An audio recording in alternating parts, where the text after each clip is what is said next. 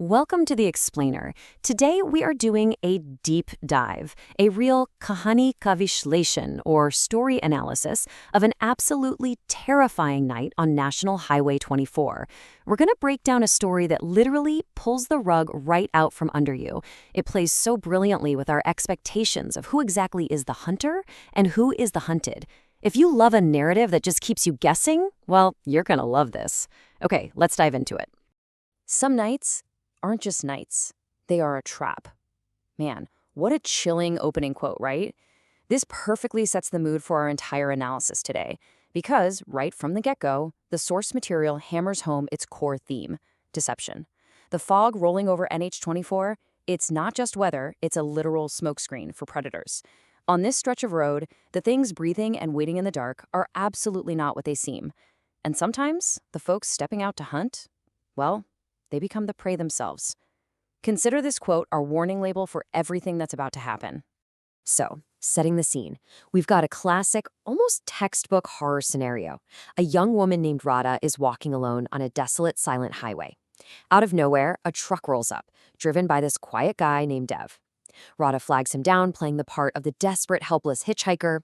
She climbs in, frantic, telling Dev she's running from certain death, claiming some massive disasters right on her heels, and she barely made it out alive. I mean, it's the perfect pressure cooker, right? A closed cabin, a foggy night, and two total strangers with, let's just say, questionable motives.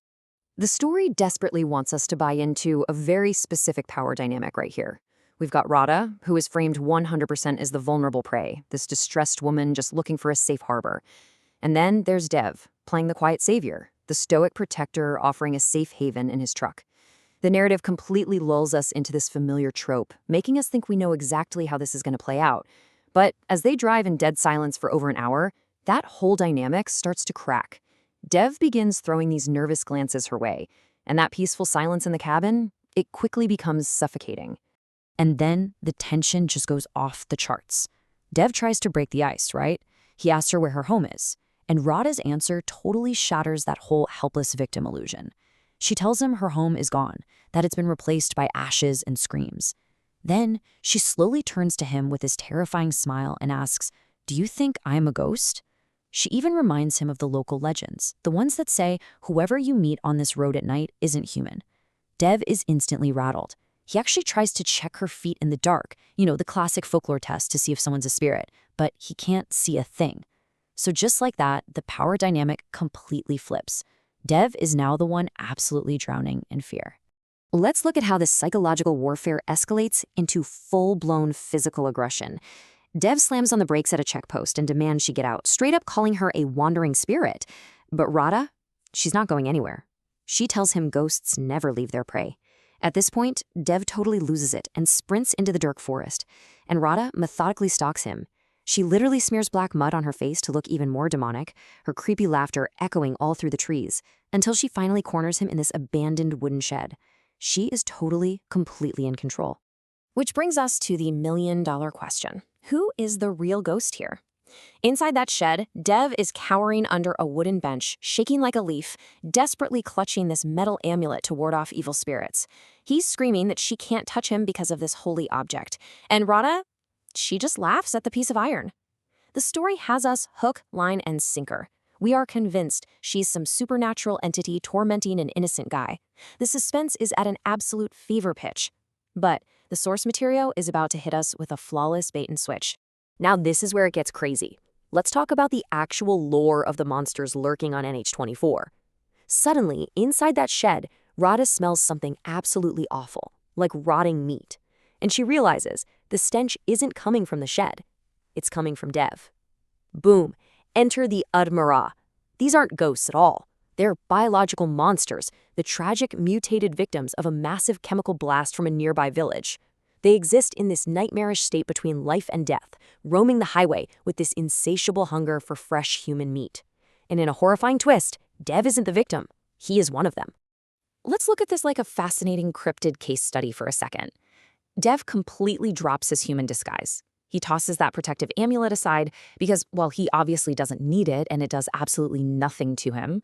His physical transformation is immediate and just terrifying. His skin turns a sickly green, his eyes roll back until they're entirely white, and he suddenly possesses superhuman strength. He sheds all that fake fear and tells Radha that he and his villagers are starving, and her fresh body is exactly what they need. Then, he lunges. This contrast is just brilliant. The misdirection was perfect. On one hand, we had Radha, whose entire power relied on cheap psychological tricks, mud on her face, and some spooky dialogue. It was all a theatrical performance.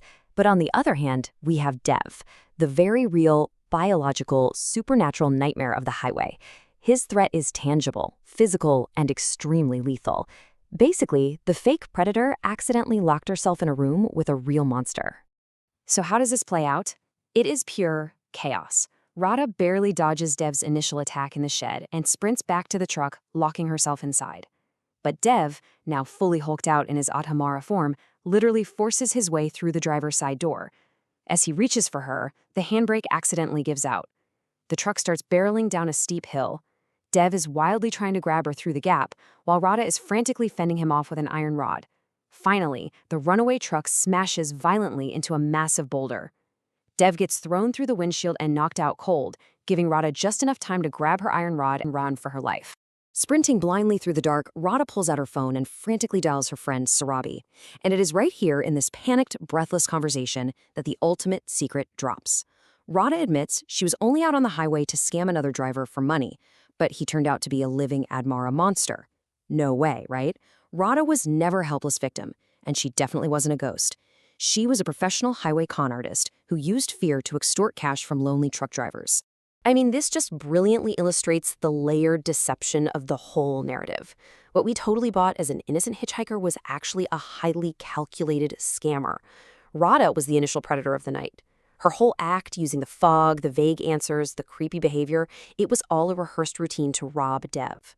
Her fatal mistake? Honestly, just incredibly bad luck. She went out to hunt and accidentally targeted an apex predator. Talk about biting off more than you can chew. Which brings us to the number 2. That's exactly how many Admaras Radha encounters on this doomed night. Because right after she tells her friend to send help and share her live location, bam, a car violently hits her on the dark highway. A woman steps out, seemingly rushing to rescue the badly injured Radha, and helps her into the car. As they speed off, Radha starts desperately warning the woman about the chemical blast and the green-skinned monsters. Then she realizes they're driving away from the city. She asks why. The woman slowly turns to Radha, revealing her own green face.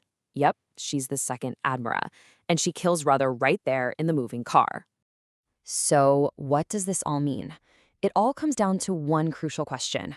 Radha's entire survival strategy, her whole livelihood, relied on deception. But that very same deception led her straight into the jaws of a threat she couldn't even comprehend. Not just once, but twice. It really makes you ponder the lethal consequences of playing games in the dark. Out there on NH24, the line between the hunter and the hunted isn't just blurred, it literally doesn't exist. Thanks so much for joining me for this explainer. And hey, just remember, sometimes the fog is hiding a whole lot more than just the road ahead.